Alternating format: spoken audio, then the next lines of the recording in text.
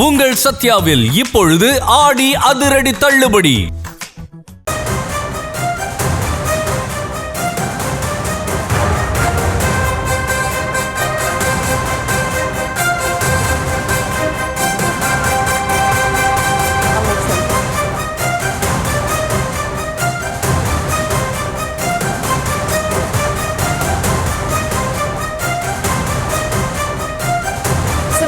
அருகே 3 வயது பெண் குழந்தையை முகத்திலேயே குத்தி கொன்ற கொடூரன் காவல்துறையினரால் கைது செய்யப்பட்டிருக்கிறார்.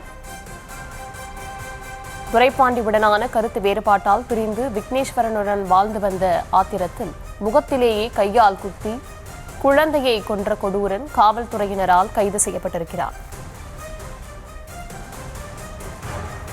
விவரங்களை தர இருக்கிறார் செய்தியாளர் வைத்திலிங்கம். வணக்கம், விவரங்களை வழங்கலாம்.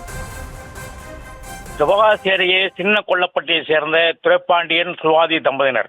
இவர்களுக்கு 3 வயதில் பெண் குழந்தை உள்ளன.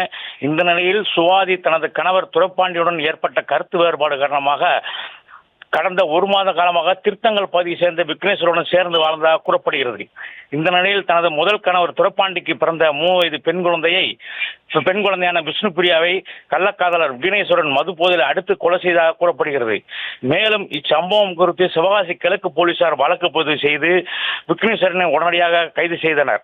கைது செய்யப்பட்ட நிலையில் மேலும் தொடர் விசாரணை நடத்தி வருகின்றனர். இந்த நிலையில் 3 வயது பெண் குழந்தையை உடலை சிவகாசி கிழக்கு போலீசார் கைப்பற்றி பிரேத பரிசோதனைக்காக விருதுநகர் மருத்துவக் கல்லூரிக்கு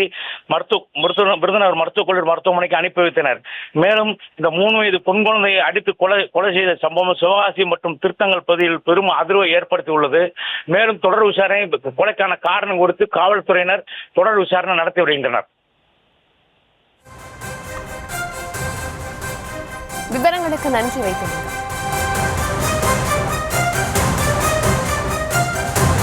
உங்கள் சத்யாவில் இப்பொழுது ஆடி அதிரடி தள்ளுபடி.